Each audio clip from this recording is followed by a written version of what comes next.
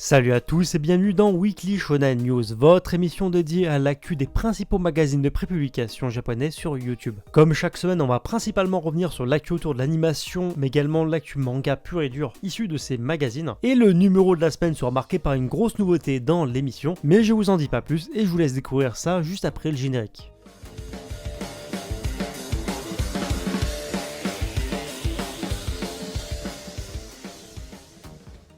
Avant d'aller plus loin, comme d'habitude, si vous aimez mon contenu, je ne peux que vous inviter à lâcher les pouces bleus. En fait, c'est simple, plus il y a de pouces bleus, plus mon contenu sera mis en avant sur YouTube. Donc merci à vous. Je vous invite également à vous abonner à la chaîne si ce n'est pas déjà fait. Comme ça, vous pourrez suivre toute l'actu manga sur YouTube. Et je rappelle que vous pouvez me rejoindre sur Twitter et Instagram. Les liens sont à l'écran et en description. Et je parle d'actu en direct sur ces réseaux. Bref, place à l'émission. Et on entame donc l'émission avec l'actu manga à mes côtés Weekly Shonen Jump. Et concernant ce célèbre magazine, il faut principalement retenir que le Shonen Jump numéro 14 de 2021 mettra en avant One Piece dans un premier temps grâce à sa couverture, mais également grâce au lead color, donc à savoir, vous savez, la page couleur d'ouverture du magazine. Dans le numéro 14, les pages couleurs dites classiques, on va dire, quant à elles, seront occupées par la comédie Akaishin Meguchan et par le manga Undead Unluck, très mis en avant en ce moment. A noter d'ailleurs que Black Clover sera absent du prochain numéro, mais rassurez-vous, cette pause est temporaire et il sera donc remplacé la semaine prochaine par un one-shot du nom de Daylight. Et enfin, concernant le Jump, dernier point à noter, il faut savoir que le manga Kimetsu no Yaiba, donc Demon Slayer,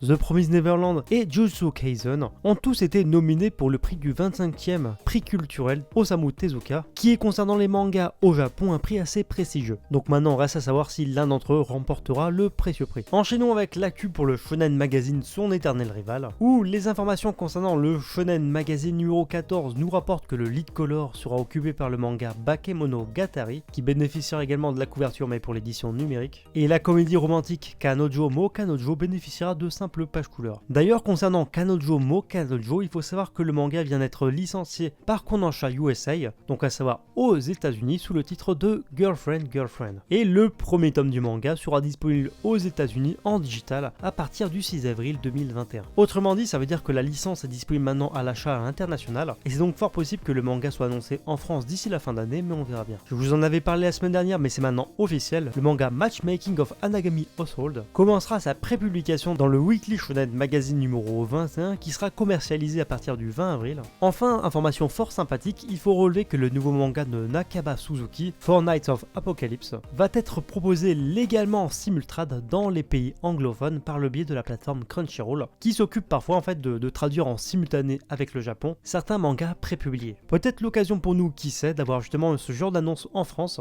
En tout cas, on verra bien. Le manga Kaku no Inasoke, A Couple of Cuckoos de son nom international, a de nouveau bénéficié d'une importante vague de réimpression pour tous ses volumes, ce qui démontre encore une fois que la série est en grande forme au Japon. En ce qui concerne l'actualité du Shonen Sunday, nous avons appris que le manga Maoju de Oyasumi, Sleepy Princess de son nom international, obtiendra le lead color du 14e numéro de l'année. Quant à lui, le manga Amano Megumi obtiendra des pages couleurs simples dans le milieu du numéro. Et le manga Zero Tea Time, le spin-off de Detective Conan, fera son grand retour dans le magazine. On accueille donc le petit nouveau de l'émission, il s'agit du Weekly Shonen Champion. Car oui, en effet, c'est une des nouveautés de l'émission. À partir de maintenant, vous aurez chaque semaine un point hebdo sur le Weekly Shonen Champion, donc le plus connu des magazines d'Akita Shoten, qui est en fait pour rappel un des principaux acteurs du marché du manga au Japon. Et le concernant, il faut retenir que dans le 13e numéro du magazine, le lead color reviendra à une toute nouvelle série qui fera ses grands débuts, et ce manga a pour nom Kuroban Akusho. Il sera écrit et dessiné par Ushida Koe. Et il faut également relever que le premier chapitre de ce manga fera 55 pages. Les simples pages couleurs reviendront quant à elles dans le numéro au manga Yonki JK Kuzo Anachan, ainsi qu'au manga Rokudo no Anatashi, ainsi qu'à la série The Vampire Dies in No Time. Voilà donc pour la partie actu manga. Maintenant, place cette fois à l'actualité autour de l'animation concernant ses principaux magazines. Et j'avoue que l'actu autour de l'animation a été plutôt calme cette semaine. Mais concernant le Shonen Sunday, on a eu le droit à un nouveau visual art pour le film d'animation Détective Conan Scarlet Bullet,